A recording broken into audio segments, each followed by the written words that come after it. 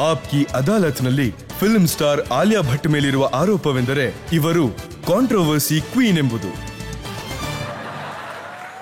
ಆಲಿಯಾ 2 ವರ್ಷಕ್ಕೆ ಮುಂಚೆ ನಿಮ್ಗೆ ನೆನಪಿರ್ಬೋದು, ಶಾರುಖ್ ಖಾನ್ ಅವರು ನನಗೆ ಹೇಳಿದ್ರು ನಿಮ್ಮನ್ನ ಆಪ್ಕೆ ಅದಾಲತ್ ಕರೆಸಿ ಅಂತ.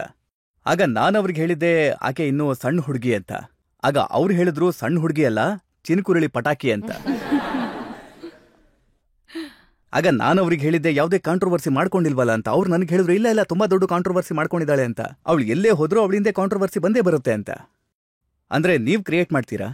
ಇಲ್ಲ, ನಾನ್ ಯಾಕೆ ಕ್ರಿಯೇಟ್ ಮಾಡ್ಲಿ? ಇಲ್ಲ ನೋಡಿ, ನಾನಂತೂ ಕೇಳ್ಪಟ್ಟಿದ್ದೀನಿ, ದೊಡ್ಡ ದೊಡ್ಡ ವ್ಯಕ್ತಿಗಳು, ದೊಡ್ಡ ದೊಡ್ಡ ಸ್ಟಾರ್ಗಳು ಯಾವಾಗ್ಲೂ ತಮ್ಮ ಹೆಸರನ್ನ ಬಳಸ್ಬೇಕು, ತಮ್ಮ ವಿಚಾರವಾಗಿ ಮಾತನಾಡ್ಬೇಕು ಜನ ಅನ್ನೋದಿರುತ್ತೆ. ಆದ್ರೆ ಆಲಿಯಾ ಭಟ್ ಅವರಂತೂ ಬಹಳ ಚಾತುರ್ಯತೆಯಿಂದ, ಬಹಳ ಚಾಕಚಕ್ಯತೆಯಿಂದ ತಮ್ಮನ್ನ ತಾವು ಡಂಬ್ ಅಂತ ಹೇಳ್ಕೊಂಡ್ರು. ಆಮೇಲೆ ಎಲ್ಲಾ ಕಡೆ ಆಲಿಯಾ ಭಟ್ ಬಗ್ಗೆ ಚರ್ಚೆ ಆಯ್ತು. ತುಂಬಾ ಸ್ಮಾರ್ಟ್ ವೇ ಅಲ್ವಾ? ಇದೇ ವೇ ಬೆಟರ್ ಇತ್ತು.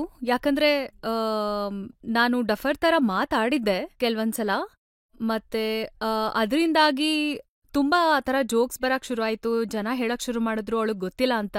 ಸೊ ನಾನ್ ಅನ್ಕೊಳ್ಳೋದ್ ಏನಂದ್ರೆ, ಗೊತ್ತಿಲ್ದೇ ಇರೋದು ಕೆಟ್ಟ ವಿಷಯ ಅಲ್ಲ ಅಂತ. ಸೊ ನಾನೇ ಮೊದ್ಲು ಹೇಳಿದ್ರೆ ಅಣ್ಣ ನನಗ್ ಗೊತ್ತಿಲ್ಲ, ನನ್ನ ಕ್ಷಮಿಸ್ಬಿಡಿ ಅಂತ. ಆಮೇಲೆ ಜನ ನನ್ನ ಬಿಟ್ಬಿಡ್ತಾರೆ. ಆಮೇಲೆ ನನ್ಗೇನು ಉತ್ತರನೇ ಕೊಡ್ಬೇಕಾಗಿರಲ್ಲ. Very simple. ರಜನಿಕಾಂತ್ ಅವರ ಮೇಲೆ ಜೋಕ್ಸ್ಗಳನ್ನ ಮಾಡ್ತಾ ಮಾಡ್ತಾ 50 ವರ್ಷ ಆಗೋಯ್ತು. ಮತ್ತೆ ಆಲಿಯಾ ಭಟ್ ಅಂತೂ ಬರೀ 5 ವರ್ಷಗಳಲ್ಲಿ ಜಗತ್ತಲ್ಲೇ ಚರ್ಚೆಗೊಳಪಟ್ರು. ಇಲ್ಲ, ಯಾರೂನು ಡಫರ್ ತರ ಬಿಹೇವ್ ಮಾಡ್ಬೇಕು ಅಂತ ಅನ್ಕೊಳಲ್ಲ. ಅದನ್ನ ನಾನ್ ಪ್ಲಾನ್ ಮಾಡಿರ್ಲಿಲ್ಲ, ಆಗೋಯ್ತು. ಆದ್ಮೇಲೆ ಏನಾಗುತ್ತೆ ಅಂತ ಗೊತ್ತಿರ್ಲಿಲ್ಲ, ಮತ್ತೆ ಹೀಗಾಗುತ್ತೆ ಅಂತ. ಬಟ್ ಹೇಗೆ ಆಗಿದ್ರು ಓಕೆ. ನಾನ್ ಇದನ್ನು ಹೇಳ್ತೀನಿ, ಲಿಸನ್, ನನ್ಗೆ ಜೋಕ್ಗಳಿಂದ ಏನೂ ಪ್ರಾಬ್ಲಮ್ ಇಲ್ಲ. ಯಾಕಂದ್ರೆ ಅದರಿಂದ ನನ್ ಪಾಪ್ಯುಲಾರಿಟಿ ಹೆಚ್ಚಾಯ್ತು, ಜಾಸ್ತಿ ಆಗಿದೆ. ಸಿಂಗಾಪುರ್ ಜನ ನನ್ನ ಕಂಡು ಹಿಡಿತಾರೆ. ನಾನ್ ಸೆಕ್ಯೂರಿಟಿ ಚೆಕ್ ಹೋಗ್ಬೇಕಾದ್ರೆ, ಮ್ಯಾಮ್ ನೀವ್ ನಮಗ್ ಗೊತ್ತು, ನಾನ್ ಅನ್ಕೊಂಡೆ ಫಿಲ್ಮ್ ಇಂದ. ಇಲ್ಲ ಇಲ್ಲ, ನಿಮ್ ಜೋಕ್ಸ್ ತುಂಬಾ ಓದಿದೀವಿ. ಸೊ ನಾನ್ ಜೋಕ್ಸ್ ಇಂದ ಸಿಂಗಾಪುರಲ್ಲಿ ಜನ ಕಂಡು ಹಿಡಿತಾರೆ ಅಂದ್ರೆ ಐ ಹ್ಯಾವ್ ನೋ ಇಶ್ಯೂ. ಆದ್ರೆ ನಾನೇ ಕ್ರಿಯೇಟ್ ಮಾಡಿಲ್ಲ. ನೋಡಿ, ಬೇರೆ ಫಿಲ್ಮ್ ಸ್ಟಾರ್ಗಳು ನಿಮ್ಮ ಜೋಕುಗಳನ್ನ ಕೇಳಿ ನಗ್ತಾರಲ್ಲ, ನೀವು ಅವರ ಪಾಪ್ಯುಲಾರಿಟಿ ಮತ್ತೆ ಬ್ಯಾಂಕ್ ಬ್ಯಾಲೆನ್ಸ್ ನ ನೋಡಿ ನಗ್ತೀರಾ? ಇಲ್ಲ, ಅದನ್ನೂ ಮಾಡಲ್ಲ. ಅದನ್ನೂ ಮಾಡಲ್ಲ. ನಾನ್ ನನ್ಮೇಲೆ ನಗ್ತೀನಿ. ಮತ್ ಯಾವ್ದೋ ಜೋಕ್ ಚೆನ್ನಾಗಿಲ್ಲ, ನನಗ್ ನಗು ಬರ್ಲಿಲ್ಲ ಅಂದ್ರೆ ನಗಲ್ಲ. ಇದು ನನ್ ತಪ್ಪಲ್ಲ, ನಿಮ್ ಜೋಕ್ ಚೆನ್ನಾಗಿಲ್ಲ, ನಿಮ್ದೇ ತಪ್ಪದು. ಯಾವ ಜೋಕ್ ತುಂಬಾ ಇಂಟ್ರೆಸ್ಟಿಂಗ್ ಆಗಿತ್ತು? ಒಂದನ್ನ ನಾನು ಓದಿದ್ದೆ. ನಿಮ್ಮನ್ನ ಕೇಳಿದ್ವಿ, ಏಕತೆಯಲ್ಲಿ ಶಕ್ತಿ ಇದೆ ಅಂತಂದಿದ್ರಿ. ಹಾಗಂದ್ರೆ ಏನು? ಆಗ ನೀವ್ ಹೇಳಿದ್ರಿ ಏಕ್ತಾ ಕಪೂರ್ ಶಕ್ತಿ ಕಪೂರ್ ಅವರ ಮಗಳು ಅಂತ. ಆದ್ರೆ ಇದು ನಿಜಾನೇ.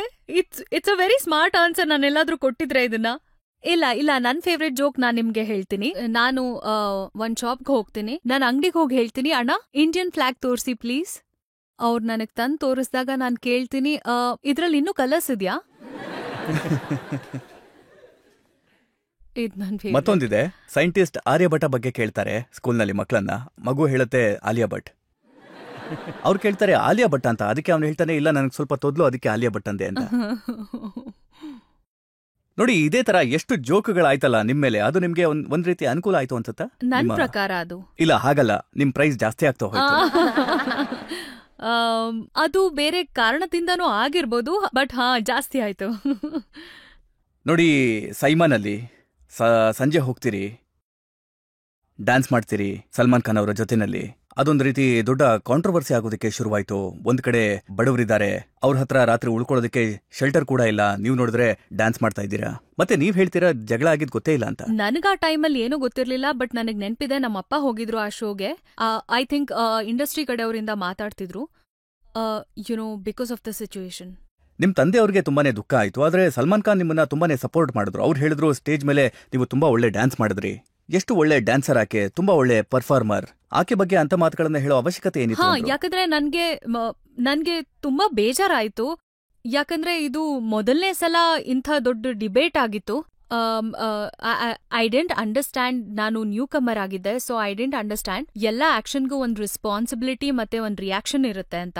ಮತ್ ನಾವು ಒಂದು you have to be well aware with the situation in your country. ನೀವ್ ಎಲ್ಲೇ ಹೋಗ್ಬೇಕಾದ್ರೂ. ಸೊ ಆ ಸಮಯ ಆದ್ಮೇಲೆ I became a little more aware. And that's it. ನೋಡಿ, ಈ ಪೆದ್ದುತನದ ಇಮೇಜ್ ಸ್ವಲ್ಪ ಕೆಲ್ಸಕ್ಕೆ ಬಂದಿರ್ಬೋದು. ಕ್ರೌಡೆಡ್ ಮಾರ್ಕೆಟ್ನಲ್ಲಿ ಒಂದು ಸ್ಮಾರ್ಟ್ ಎಂಟ್ರಿ ಸಿಕ್ತು. ಆತರ ಹೇಳ್ಬೋದು. ಕ್ರೌಡೆಡ್ ಮಾರ್ಕೆಟ್ ಅಲ್ಲಿ ಸ್ಮಾರ್ಟ್ ಎಂಟ್ರಿ ಲೈಕ್ ನೀವ್ ಹೇಳ್ಬೋದು ನಾನ್ ನನ್ಗೋಸ್ಕರ ಒಂದ್ ಇಮೇಜ್ ಮಾಡ್ಕೊಂಡೆ ಅಂತ. That is not among the smart people. ನಾನ್ ಯಾವಾಗ್ಲೂ ಯುನೀಕ್ ಹೀಗೂ ಹೇಳ್ಬೋದಲ್ವಾ? ನೋಡಿ, ನಿಜ ಏನು ಅಂತಂದ್ರೆ ಆಲಿಯಾ ಭಟ್ ತುಂಬಾ ಒಳ್ಳೆ ಬ್ರ್ಯಾಂಡ್ ಆದ್ರು, ಎಲ್ರನ್ನೂ ಸಂಭಾಳ್ಸಿದ್ರು, ದುಡ್ಡು ಸಂಪಾದನೆ ಮಾಡಿದ್ರು, ಹೆಸರು ಗಳಿಸ್ಕೊಂಡ್ರು, ಚಪ್ಪಾಳೆ ಗಿಟ್ಟಿಸ್ಕೊಂಡ್ರು.